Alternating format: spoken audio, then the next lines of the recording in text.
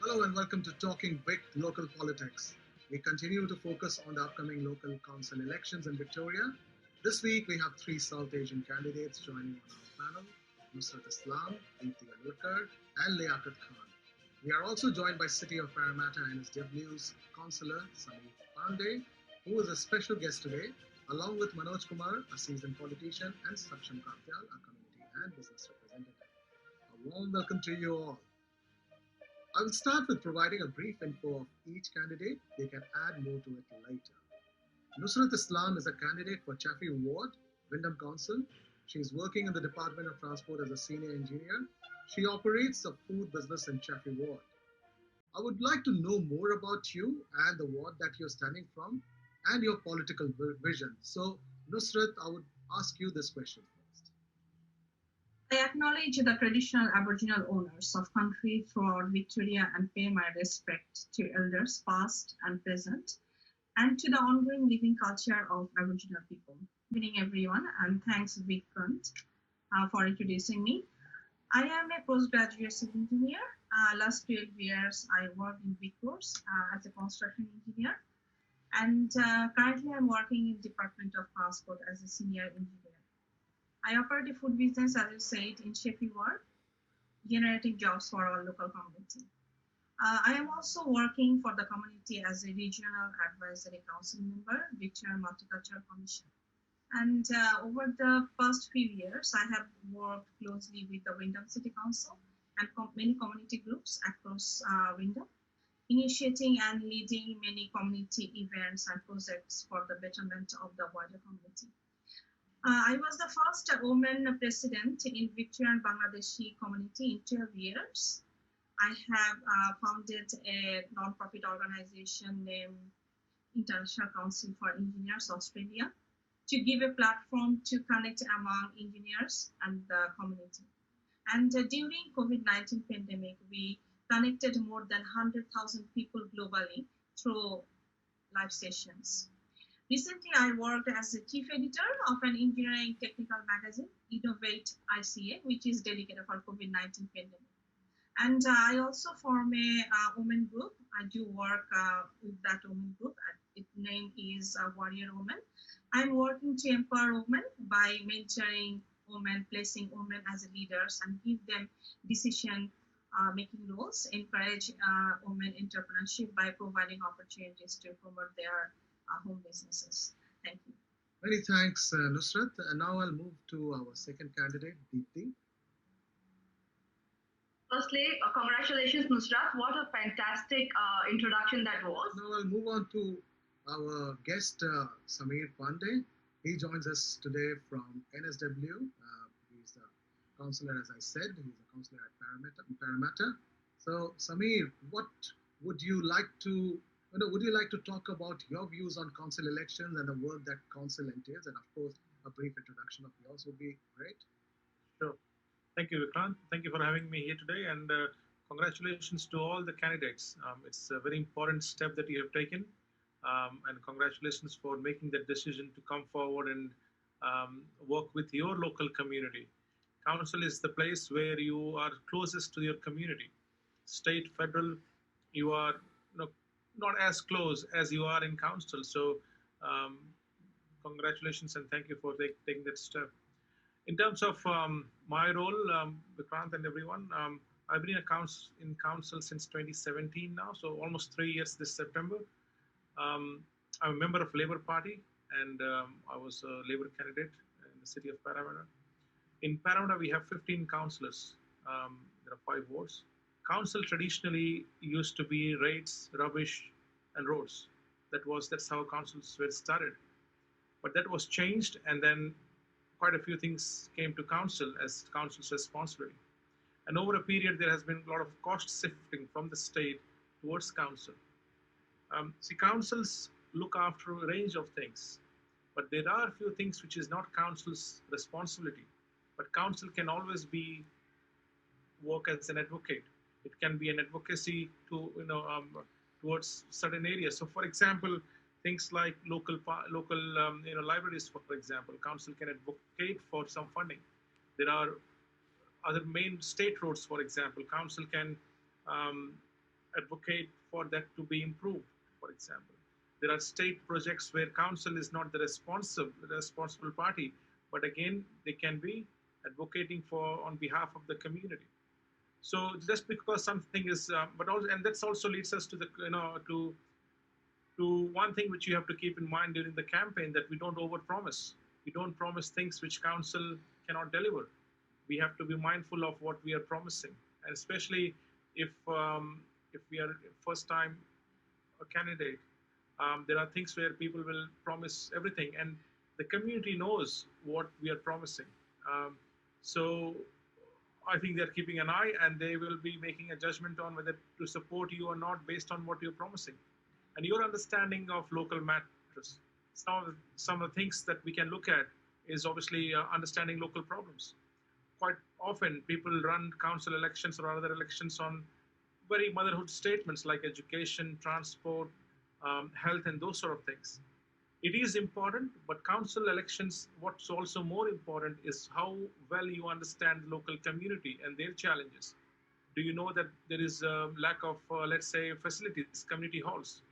Is there, a grant issue? Is there a funding issue for local sporting clubs? Is the parks looked after? Is there enough parks?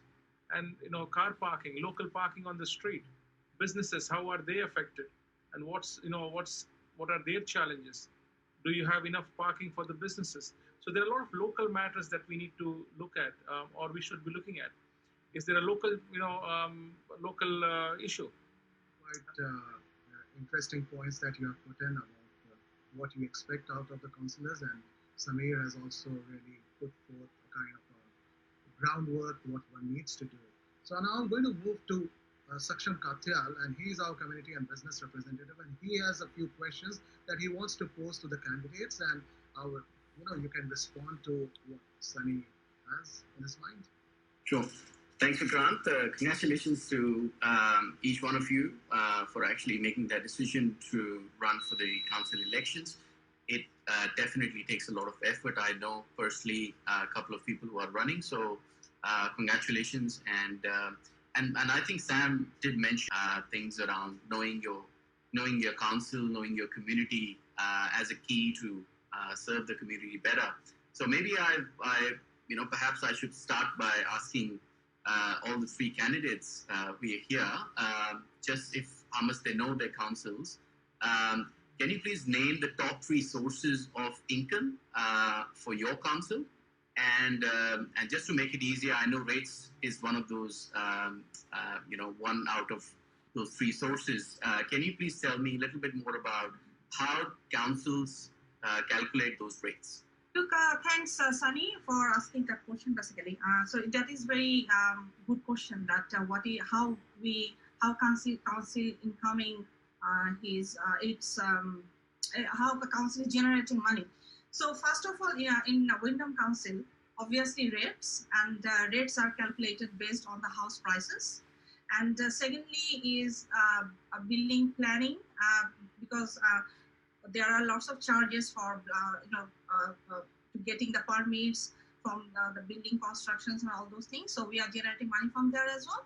And obviously the state funding. So there are many grants we are getting from state and federal. So in that way, Wyndham Council is generating money. Yeah. And I think this year we got like 400 millions to spend. So everywhere we get like $1 million to spend for the local community people. Yeah. All right, thanks, Nusrat. So now things that you have also mentioned, that raises another question which I'm going to point to Manoj, and this is about when there is a kind of a time commitment in council elections, and time commitment for many, it's council elections or councillors, they need to just be part-timers. And this part-timer thing makes a whole lot of business people to commit that kind of time for that, because they could take out time. And that also means that lots of people take it as a kind of a thing that if you have money, then only you can come into council. And if you have, got a 9-to-5 job, then probably it's something very challenging for you to manage. This is some of the things that has been in the play and the discussion in the community. What is your thought on that, Manojji? And probably you can also talk about some of the things that Samir mentions. Vikrant, actually, I think Samir has covered most of the things because he's consular, he see every day. If I compare your question and scenario of New South Wales and Victoria, I think we don't have much capable candidate. We are not giving much in the council election, and what happens due to the reason what you say part-time job and all that, because a lot of capable people they don't want to come contest stand.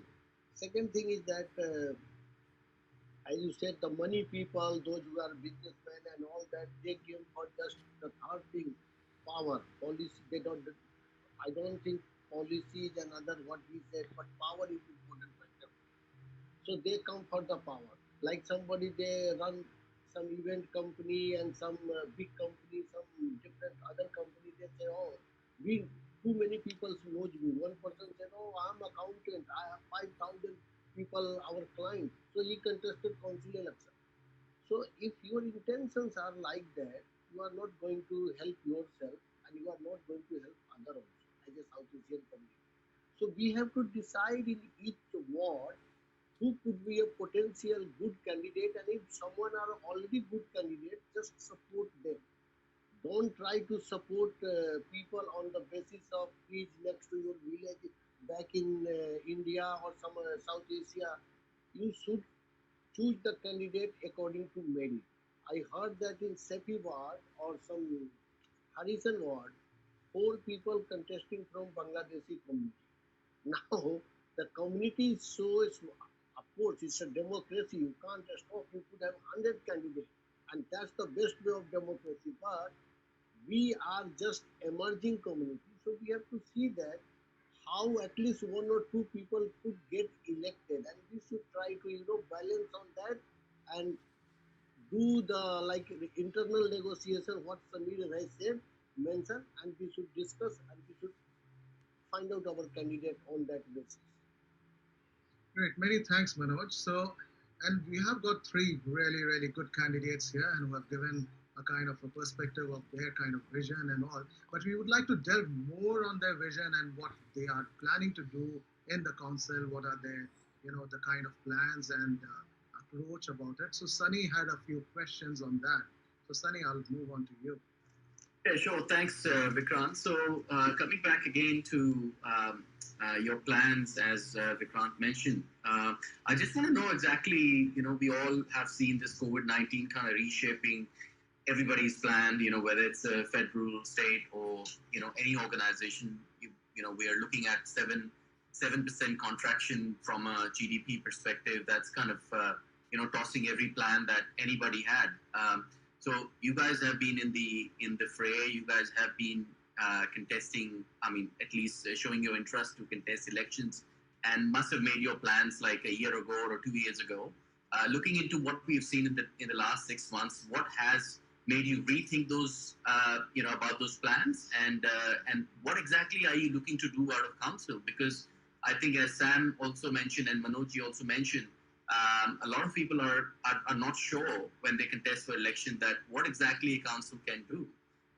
I've seen people talking about federal issues without even knowing that whether it is something that the council can do, and I personally feel that you rather stay out of council, because if you're so passionate about that issue, you rather stay out of council elections and rather focus on that issue if advocacy is what you love doing. So it's very important to be very specific and focused.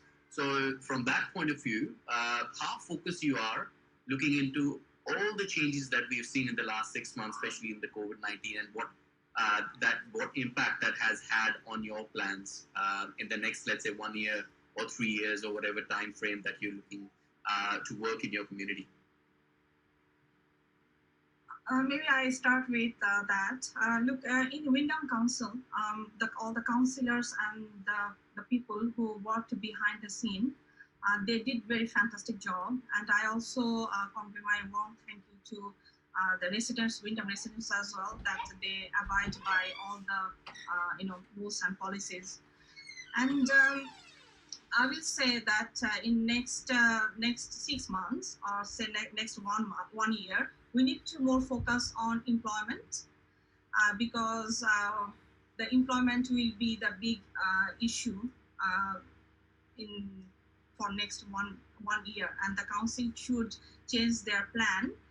Or no, I will not say the change, but improve the plan, improve the facilities that for the unemployment people, and like promote home businesses,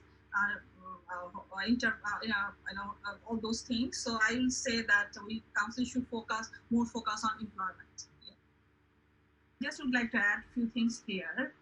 That say, like in our council, in every council, there are many services. Say in Wyndham Council, we have 150 services, but some people, they don't know about those services. So first, it is really critical for all of us to know that what councils are doing, what services they are providing, because council does provide services for vulnerable people. They are providing financial support, then who are in financial hardship. So we just need to know all those things, and then we need to take our decisions. That's a very good point that you're making. That there are a lot of services in council which are already there, and one thing we all can do is write to the local council and say, what is your policy and what are you doing? What are your initiatives and services in this area? Whether it's homelessness, whether it's parks, whatever it may be. And I think that's something where we can start, and then that will help you to make a decision. Yes, what's happening is not enough. There is a gap, and this is my idea. Let's run my campaign based on this one, because then you're making an informed decision. So that's a very good point, Nusrat. That's what we are here to do, as a kind of positive platform, to give this platform to people who can raise, the kind of things that they want, and also share their vision, and which you all have done in a successful manner. And having Sam and Manoj also gives us a perspective as to what is the expectation of people who have actually achieved that. If you want to wrap up with any of the things that we have not covered, but yeah. Look, in my agenda, I'm gonna be focusing on three issues mainly. One is like accessible services, all services to the residents, and secondly, I'm gonna be focused on obviously the employment, and the third one is like infrastructure. So like sustainable infrastructure, like outdoor pools and parks and all those things. Look, I just would like to see a prosperous and connected Wyndham, like a council for people that care for education, health, and well-being, that cares for its environment, valuing diversity, appreciate everyone's strength, like show respect to residents' opinion, and to be considerate. So a council, it can influence many aspects of our lives, and I will request Sheffield Ward residents in Wyndham. I strongly believe that we can work together to make a difference for tomorrow. So I seek your support for this election, and normally I listen first and then act to get the job done. So I have dedication, and I'm passionate, and I got experience to do this, and I seek your support in this election. And please accept my sincere thanks and appreciation to all of you, and thank you for inviting me in this live show. So obviously, thank you. Thanks, Nusrat.